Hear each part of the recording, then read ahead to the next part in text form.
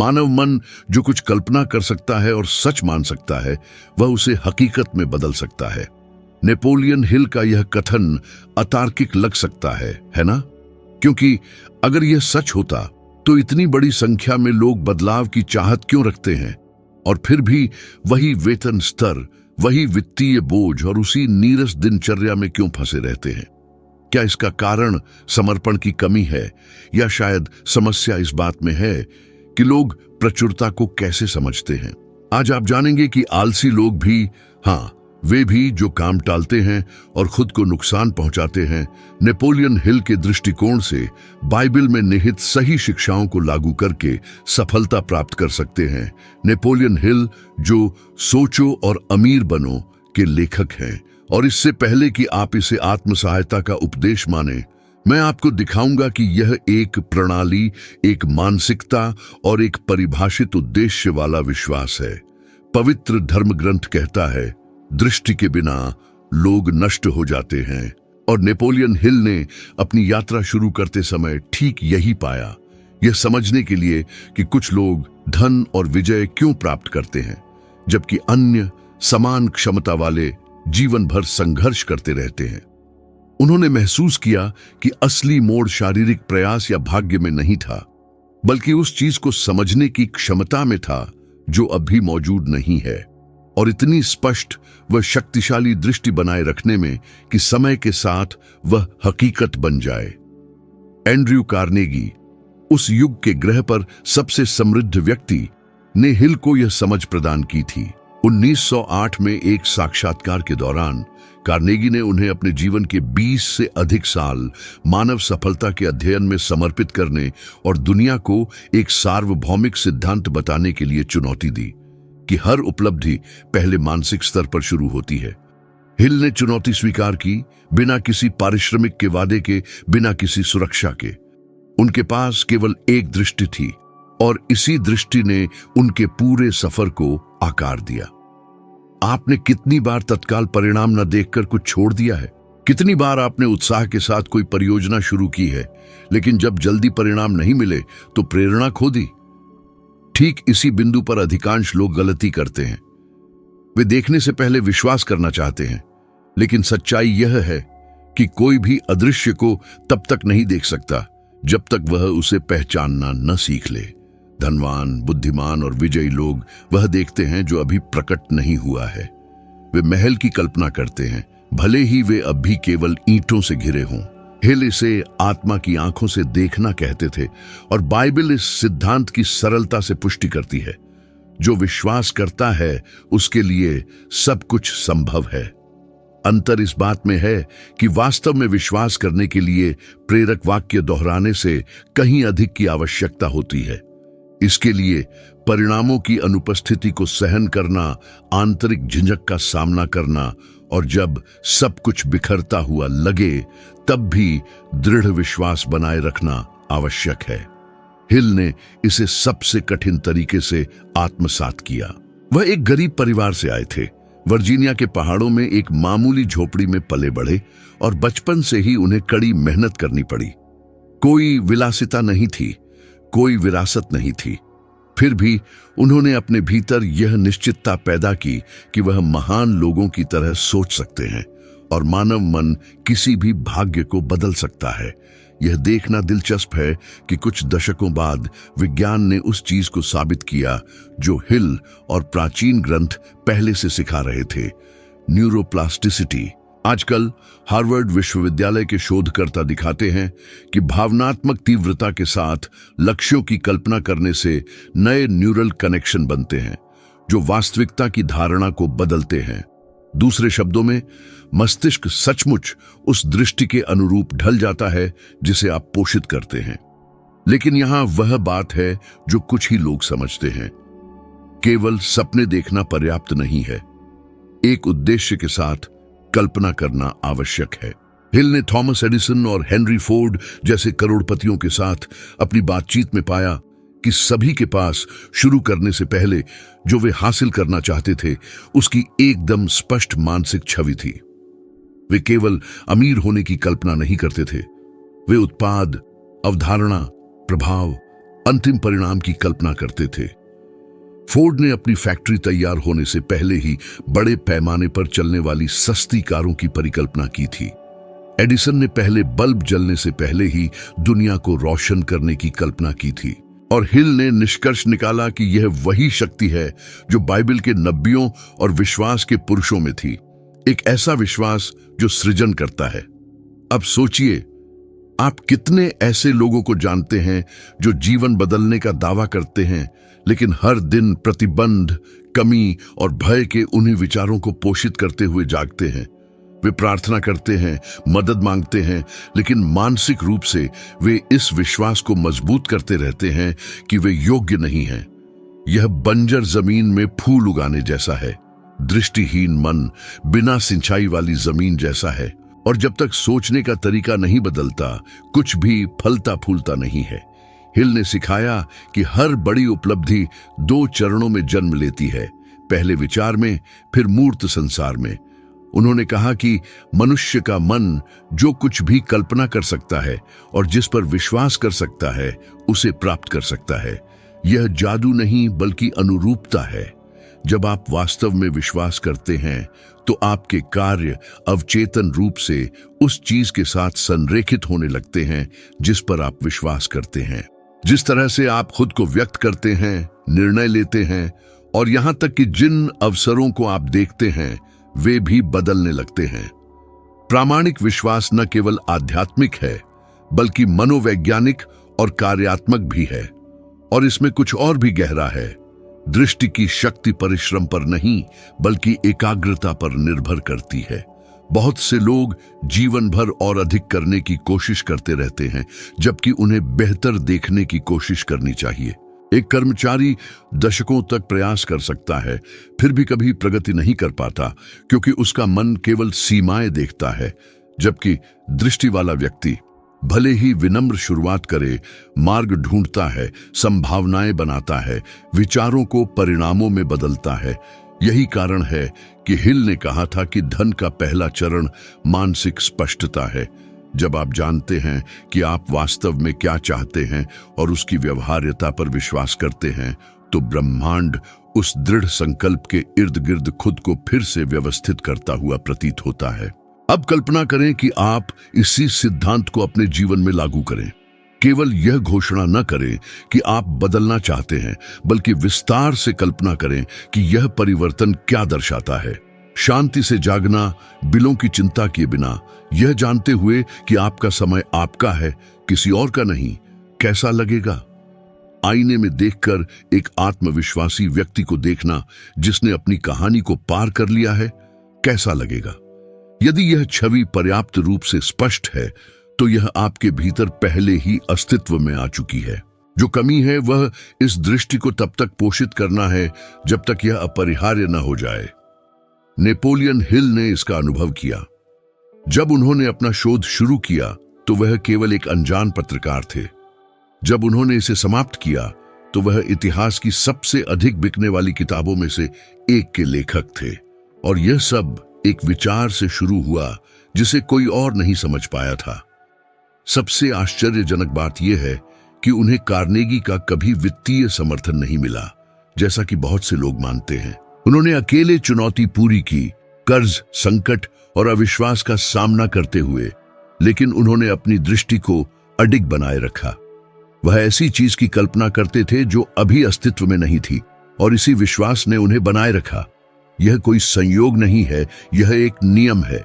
दृष्टि विजय से पहले आती है। इसी कारण से यदि आप कुछ बदलना चाहते हैं तो पहला कदम अधिक करना नहीं है, बल्कि अधिक स्पष्टता से देखना है। दृष्टि नक्शा है, प्रयास केवल परिवहन का साधन है। दृष्टि के बिना कोई भी मार्ग गलत लगता है, लेकिन जब छवि स्पष्ट होती है तो बाधाओं का भी एक उद्देश्य होता है, और तभी आलसी व्यक्ति भी आगे बढ़ना शुरू कर देता है, क्योंकि स्पष्टता आंतरिक प्रेरणा पैदा करती है। आपको उस चीज को मजबूर करने की जरूरत नहीं है जो आपके भीतर पहले से जीवित है। यह एक बीज की तरह है।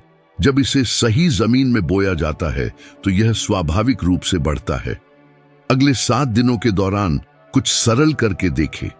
हर दिन 5 मिनट का समय उस जीवन की कल्पना करने के लिए निकालें जो आप चाहते हैं। आंखें बंद करें और विस्तार से कल्पना करें। वातावरण को महसूस करें, खुशबू को, आवाज को, माहौल को, अपने आसपास के लोगों को। इसे उसी दृढ़ विश्वास के साथ करें जो हिल ने कार्नेगी की चुनौती स्वीकार करते समय किया था। यह व्यावहारिक विश्वास का अभ्यास है। इससे कोई फर्क नहीं पड़ता कि आज यह असंभव लगता है। असंभव हमेशा हर बड़ी कहानी की प्रस्तावना रहा है, क्योंकि अंत में जो व्यक्ति कुछ हासिल करता है और जो केवल चाहता है, उसे दृष्टि ही अलग करती है। और जैसा कि हिल और स्वयं बाइबल ने सिखाया, दृष्टि के बिना लोग नष्ट हो जाते हैं। नेपोलियन हिल का मानना था कि विश्वास हर सिद्धि का शुरुआती बिंदु है। उन्होंने कहा कि अनिश्चितता से कुछ भी महान नहीं निकलता, और मानव मन जब प्रबलता से विश्वास करता है तो ऐसी ऊर्जाएं बनाता है जिन्हें प्रत्यक्ष दुनिया को मानना पड़ता है। बाइबल पहले ही इसे स्पष्ट रूप से बता चुकी है। विश्वास आशा की हुई वस्तुओं का दृढ़ आधार है और उन वास्तविकताओं का प्रमाण है जो देखी नहीं जाती। लेकिन दिलचस्प बात यह है कि अधिकांश लोग इसी विश्वास का उपयोग स्वयं के विरुद्ध करते हैं। वे मानते हैं, लेकिन वे उस चीज में विश्वास करते हैं जो वे नहीं चाहते। वे मानते हैं कि वे असफल होंगे, वे मानते हैं कि वे योग्य नहीं हैं, वे मानते हैं कि यह कभी सफल नहीं होगा, और परिणाम अनिवार्य रूप से इस विश्वास की पुष्टि करता है। हिल ने देखा कि विश्वास की शक्ति केवल किसी श्रेष्ठ चीज में विश्वास करने में नहीं है, बल्कि अपनी उस क्षमता में विश्वास करने में है जिससे व्यक्ति अपनी इच्छाओं को प्रकट कर सके। उनके लिए विश्वास वह अदृश्य इंजन था जो कार्रवाई को प्रेरित करता है, और कार्रवाई के बिना कुछ भी साकार नहीं होता। कितनी बार आपने किसी अवसर के लिए प्रार्थना की है और जब वह सामने आया तो आपने अपनी क्षमता पर ही संदेह किया। कितनी बार आपने कोशिश करने से डर महसूस किया है जबकि आपके भीतर कुछ कह रहा था, जाओ। यही जीवंत विश्वास और निष्क्रिय विश्वास के बीच का अंतर है। बाइबल स्पष्ट रूप से कहती है, कर्म के बिना विश्वास मरा हुआ है। हिल ने सफल व्यक्तियों का साक्षात्कार करते समय इसे रोजाना देखा। वे केवल यह नहीं मानते थे कि वे सफल होंगे, वे ऐसे कार्य करते थे जैसे सफलता अनिवार्य हो। ऐसा था जैसे वे एक ऐसी मानसिक स्थिति में रहते थे जहां असफलता का अस्तित्व ही नहीं था। इसका एक सशक्त उदाहरण ओपरा विनफ्रे से मिलता है। घोर अभावों की पृष्ठभूमि से आने वाली उनका सफर दुर्व्यवहार, अलगाव और नस्लीय भेदभाव से चिह्नित था। युवावस्था में नेपोलियन हिल के काम से उनकी मुलाकात एक निर्णायक मोड़ साबित हुई। उन्होंने सामान्य संदेह के बावजूद अपनी आवाज को महत्व देना चुना।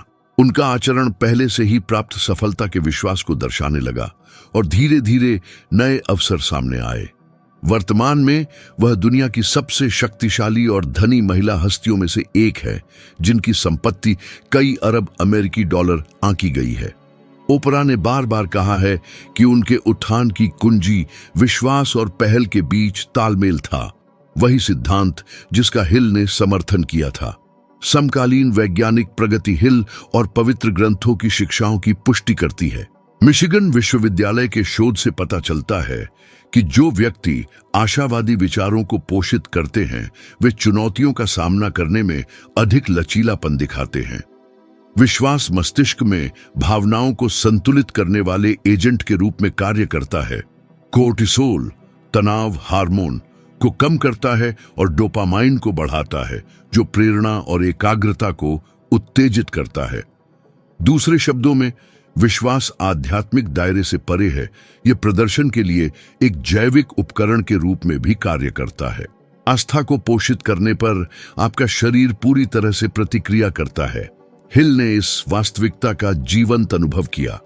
प्रथम विश्व युद्ध के दौरान उन्हें गहरे आर्थिक संकट के क्षणों का सामना करना पड़ा। एक लेखक के रूप में उनका व्यवसाय अनिश्चित था, इस हद तक कि उन्होंने अपने सभी प्रयासों को छोड़ने पर विचार किया। इस बिंदु पर उन्होंने अपने स्वयं के जीवन में उन सिद्धांतों को लागू करने का फैसला किया जिनकी वे शोध कर रहे थे। उन्होंने विश्वास के दैनिक अभिकथन लिखने शुरू किए, नए अवसरों और सहयोगियों के आगमन की कल्पना की। कुछ ही हफ्तों के भीतर उन्हें व्यापारिक नेताओं को प्रशिक्षित करने के लिए नियुक्त किया गया और इन घटनाओं से वे स्तंभ उभरे जिन्होंने भविष्य में सोचो और अमीर बनो, थिंक एंड ग्रो रिच को आकार दिया।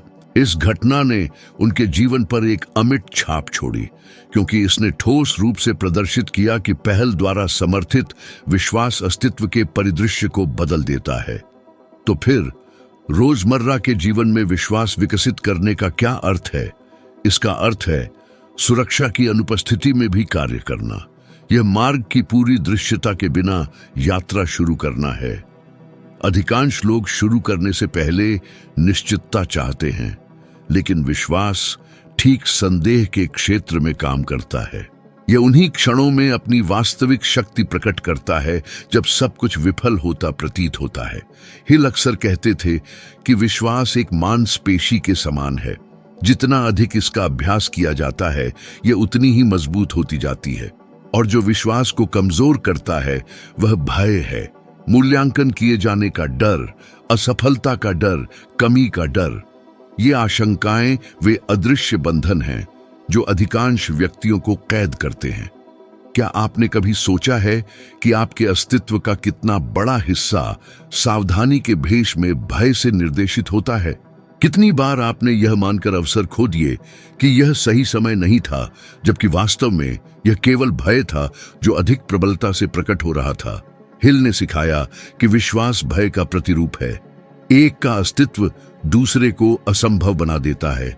यदि विश्वास मजबूत होता है तो भय कम हो जाता है। यदि भय प्रबल होता है तो विश्वास नष्ट हो जाता है। इसी कारण से वह अपने शिष्यों को दैनिक रूप से सकारात्मक कथन दोहराने का निर्देश देते थे, जादू की चाल के रूप में नहीं, बल्कि मानसिक पुनर्संरचना की प्रक्रिया के रूप में। अवचेतन मन एक उपजाऊ भूमि के समान है। यह वही उगाता है जो बोया जाता है। यदि आप अनिश्चितता बोते हैं तो अभाव काटते हैं। यदि विश्वास बोते हैं तो प्रचुरता काटते हैं। स्टैनफोर्ड विश्वविद्यालय के एक शोध से पता चलता है कि मानव के 85% निर्णय भावनात्मक प्रकृति के होते हैं, न कि विशुद्ध रूप से तर्कसंगत। दूसरे शब्दों में, आपके विश्वास, भावनाएं और कल्पनाएं आपके परिणामों को आपके सचेत विचारों की तुलना में कहीं अधिक महत्वपूर्ण तरीके से प्रभावित करते हैं। और बाइबल तथा नेपोलियन हिल के बीच यही सामान्य कड़ी है। दोनों यह बताते हैं कि जो प्राप्त करने योग्य माना जाता है, उसकी सीमाओं को पार करना असंभव है। यीशु ने कहा, यदि तुम विश्वास करोगे तो ईश्वर की महिमा देखोगे। हिल ने इस अधिकतम को एक व्यावहारिक भाषा में अनुवाद किया। जो कुछ भी मानव मन कल्पना और विश्वास कर सकता है, उसे वह प्राप्त कर सकता है। ये एक ही वास्तविकता को व्यक्त करने के दो अलग अलग दृष्टिकोण हैं। हालांकि हिल ने यह भी चेतावनी दी थी, विश्वास को एक उद्देश्य की आवश्यकता होती है। केवल विश्वास करना पर्याप्त नहीं है। एक निश्चित लक्ष्य का होना अनिवार्य है, एक ऐसा कारण जो उत्साह पैदा करे। यही भावनात्मक तीव्रता अवचेतन मन को सक्रिय करती है और मन को आपके लाभ के लिए कार्य करने के लिए निर्देशित करती है। जब एक पर्याप्त मजबूत प्रेरणा होती है तो उसे प्राप्त करने के साधन स्वाभाविक रूप से सामने आते हैं। यही कारण है कि कई लोग अपनी आस्था रखते हैं, लेकिन कुछ ही अपनी इच्छाओं को साकार कर पाते हैं, क्योंकि वे उत्साह, इरादे और पहल से रहित उदासीन तरीके से विश्वास करते हैं। हिल ने बताया कि निराशा के समय में वह खुद से एक वाक्य कहते थे, मैं जीत हासिल करूंगा क्योंकि मुझे अपनी क्षमता पर भरोसा है। वह इसे एक इच्छा के रूप में नहीं, बल्कि अपनी स्वयं की चेतना को एक सीधा आदेश के रूप में कहते थे। इस दोहराव ने उनमें निश्चितता की इतनी शक्तिशाली स्थिति उत्पन्न की कि सारी अनिश्चितता महत्वहीन हो गई। और इसी तरह संकटों, अभावों और अविश्वास का सामना करने के बावजूद उन्होंने पिछली शताब्दी के सबसे प्रभावशाली सफलता सिद्धांतों में से एक का निर्माण किया। विश्वास रचनात्मक मन की प्रेरक ऊर्जा है। ये वह शक्ति है जो एक अवधारणा को वास्तविकता में, अदृश्य को मूर्त में बदल देती है। और इसे समझने पर यह धारणा शुरू होती है कि बाहरी वातावरण आपके आंतरिक विश्वास का केवल एक दर्पण है। यदि आप खुद को सक्षम मानते हैं तो आप आत्मविश्वास से कार्य करते हैं। यदि आप खुद को अयोग्य मानते हैं तो आप हर अवसर को बर्बाद कर देते हैं। हर चीज का सिद्धांत और अंत विश्वास में निहित है। इस प्रकार आवश्यक प्रश्न यह नहीं है कि क्या आप में विश्वास है, प्रश्न यह है आप अपना विश्वास किस में रखते हैं, क्योंकि प्रत्येक व्यक्ति किसी न किसी चीज में विश्वास करता है और यह विश्वास उसके मार्ग को आकार देता है। नेपोलियन हिल ने कहा कि विश्वास और भय परस्पर अनन्य हैं। एक को नष्ट होना चाहिए ताकि दूसरा पनप सके। और शायद अपने अस्तित्व को बदलने की कुंजी परिस्थितियों से लड़ने में नहीं है, बल्कि यह बदलने में है कि आप क्या प्राप्त करने योग्य मानते हैं। जब विश्वास फैल से जुड़ा होता है तो यह आलसी लोगों को कर्मशील में, आदर्शवादियों को विजेताओं में और सामान्य व्यक्तियों को इस बात के अकाट्य प्रमाण में बदल देता है कि अप्राप्य केवल एक दृष्टिकोण है। नेपोलियन हिल ने सिखाया कि सफलता तब शुरू होती है जब उद्देश्य भय से आगे निकल जाता है। उन्होंने इसे एक स्पष्ट उद्देश्य कहा, स्पष्टता की एक ऐसी प्रभावशाली अवस्था जो अनिश्चितता को दूर करती है और किसी भी बाधा को पार करने में सक्षम आंतरिक ऊर्जा का निर्माण करती है। पवित्र ग्रंथ ठीक इसी विषय को संबोधित करते हैं जब वे कहते हैं कि आकाश के नीचे हर उद्देश्य के लिए एक समय है। बाधा इस तथ्य में निहित है कि अधिकांश लोग अपने स्वयं के उद्देश्य को नहीं जानते हैं। वे वित्तीय संसाधन प्राप्त करना चाहते हैं, लेकिन इस इच्छा के पीछे के कारण को नहीं जानते। वे जीत हासिल करना चाहते हैं, लेकिन इसके प्रामाणिक अर्थ को स्पष्ट करने में असमर्थ हैं। और इस अंतर की अनुपस्थिति में जीवन भ्रामक प्रयासों की एक श्रृंखला में बदल जाता है। हिल ने पाया कि उद्देश्य उस मार्गदर्शक सिद्धांत के रूप में कार्य करता है जो अव्यवस्था के बीच मनुष्य को निर्देशित करता है। यही वह है जो असफलताओं को अर्थ देता है, जो असफलता को शिक्षा में और पीड़ा को प्रेरणा में बदल देता है। 1929 की महामंदी के दौरान हिल ने खुद को सब कुछ से वंचित पाया। उनकी संपत्ति बिखर गई, उनके व्याख्यान रद्द कर दिए गए और उन्हें वित्तीय बोझ और एक परिवार का पालन पोषण करना पड़ा। यह गहरी पीड़ा का दौर था जिसमें उन्होंने अपने सभी इरादों को छोड़ने पर विचार किया। हालांकि ठीक इसी क्षण में उन्हें अपना सबसे बड़ा उद्देश्य फिर से मिला। हिल ने समझा कि उनकी पुकार धन इकट्ठा करना नहीं थी, बल्कि लोगों को विश्वास, बुद्धि और आत्म प्रबंधन के माध्यम से समृद्धि उत्पन्न करने के लिए शिक्षित करना था। उन्होंने सोचो और अमीर बनो, थिंक एंड ग्रो रिच का लेखन आत्मा के लचीलेपन के एक कार्य के रूप में शुरू किया। वह रोजाना लिखते थे, भले ही उन्हें यह निश्चितता न हो कि कोई इसे पढ़ेगा, एक ऐसे उद्देश्य से प्रेरित होकर जो उन्हें तब खड़ा करता था जब सब कुछ आराम का संकेत दे रहा था। हिल की कहानी एक ऐसी रचना बनी जिसने युगों को पार कर लिया और लाखों लोगों को उनके जीवन को नया रूप देने में मदद की। हिल की पीड़ा एक स्थायी विरासत में बदल गई। उन्होंने समझा कि उद्देश्य ही एकमात्र ऐसा धन है जो तब भी अक्षुण्ण रहता है जब बाकी सब बिखर जाता है। जब उद्देश्य खो जाता है तो आगे बढ़ने की ऊर्जा भी खत्म हो जाती है। आप ऐसे कितने लोगों को जानते हैं जो दिन शुरू होने से पहले ही थके हुए उठते हैं, जो यांत्रिक दिनचर्या का पालन करते हैं लेकिन किसी भी चीज में आनंद का अनुभव नहीं करते। यह एक दिशाहीन अस्तित्व का परिणाम है।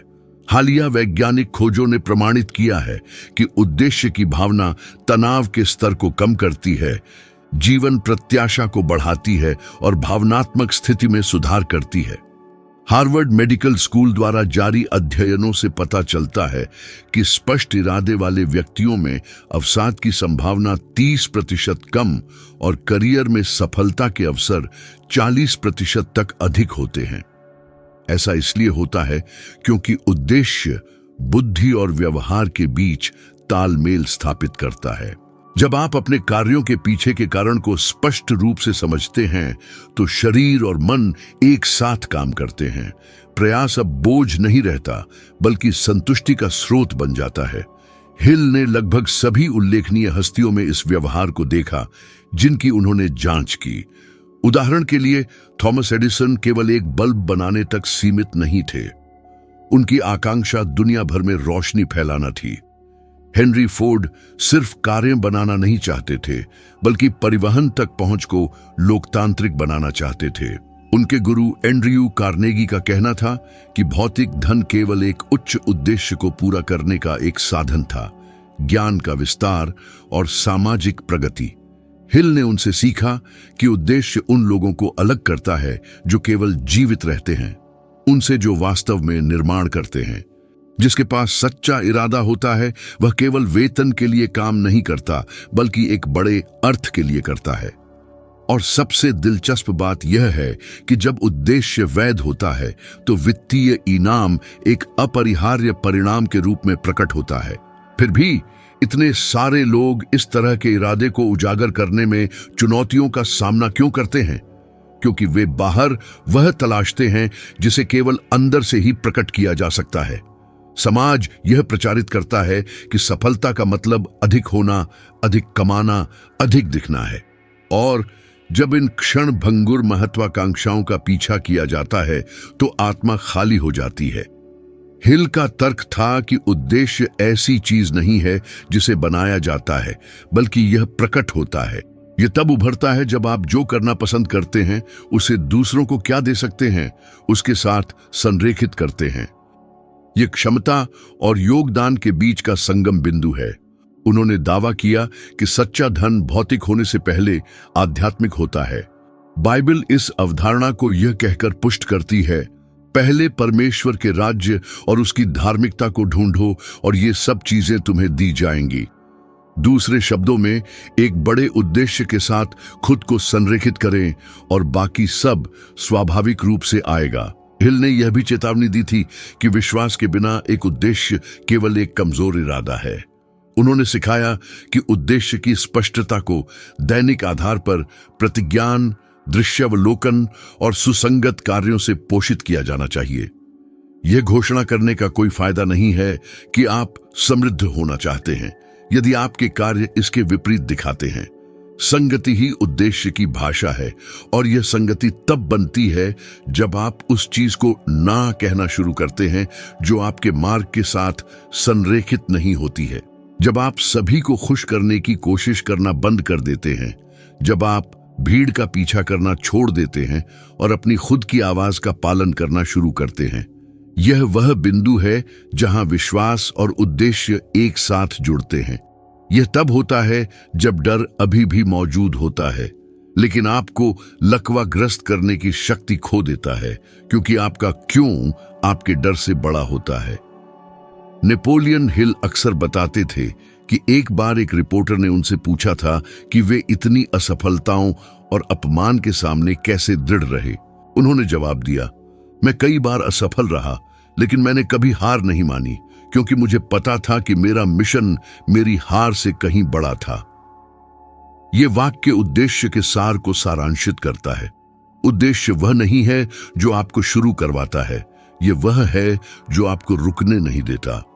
यह वह जड़ है जो तूफानों में भी पेड़ को स्थिर रखती है। जब हवा तेज चलती है और सब कुछ अनिश्चित लगता है तो उद्देश्य ही आपको आपकी पहचान से बांधे रखता है। अब एक पल के लिए सोचें, यदि आपके पास जो कुछ भी है वह आपसे छीन लिया जाए तो आपको क्या जारी रखेगा? यदि पैसा लक्ष्य न रहे तो आपको बिस्तर से क्या उठाएगा? यही वह प्रश्न है जो आपके सच्चे उद्देश्य को परिभाषित करता है। हिल कहते थे कि उद्देश्यहीन व्यक्ति पतवारहीन नाव के समान है। वह तैर तो सकता है लेकिन कभी किसी गंतव्य तक नहीं पहुंचेगा। और यही कारण है कि इतने सारे लोग थके हुए, निराश, उन कामों में फंसे रहते हैं जिनसे वे नफरत करते हैं और खाली रिश्तों में बंधे रहते हैं। वे बिना नक्शे के यात्रा कर रहे हैं, बाहरी धाराओं से प्रेरित हैं, ये महसूस किए बिना कि दिशा की शक्ति हमेशा उनके भीतर थी। उद्देश्य ऐसी चीज नहीं है जो रातों रात मिल जाती है। यह अनुभवों, पीड़ाओं, असफलताओं और छोटी सफलताओं में निर्मित होता है। हिल ने दावा किया कि हर बाधा एक छिपा हुआ सबक लेकर आती है और वह सबक ही वह सामग्री है जिससे उद्देश्य बनता है। सब कुछ खोकर ही उन्हें वह कारण मिला कि उन्हें क्यों जारी रखना चाहिए।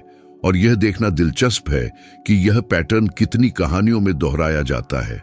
उदाहरण के लिए नेल्सन मंडेला ने 27 साल जेल में बिताए और फिर भी अपने लोगों की स्वतंत्रता के लिए लड़ने के उद्देश्य को बनाए रखा। वे जेल से अधिक मजबूत, अधिक बुद्धिमान और अधिक दृढ़ संकल्पित होकर निकले। मंडेला इस बात का जीता जागता उदाहरण है कि सच्चा उद्देश्य अविनाशी होता है।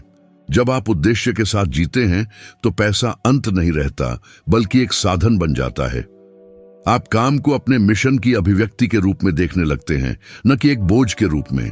हिल कहते थे कि आध्यात्मिक और भावनात्मक समृद्धि वित्तीय समृद्धि से पहले आती है, और वास्तव में अध्ययन बताते हैं कि उद्देश्य के साथ काम करने वाले लोगों में उत्पादकता, स्वास्थ्य और खुशी का स्तर अधिक होता है। वे एक उद्देश्य के साथ जागते हैं और कृतज्ञता के साथ सोते हैं। वे प्रयास से भागते नहीं, लेकिन थकते भी नहीं, क्योंकि वे जानते हैं कि वे किसके लिए लड़ रहे हैं। और शायद यही सबसे बड़ा रहस्य है। उद्देश्य दर्द को खत्म नहीं करता, बल्कि उसे अर्थ देता है। हिल ने इसे तब खोजा जब उन्होंने अपने संकट को एक बुलावा में बदल दिया। बाइबल भी यही सिखाती है जब वह कहती है कि जो परमेश्वर से प्रेम करते हैं और उसके उद्देश्य के अनुसार बुलाए गए हैं, उनके लिए सब कुछ भला होता है।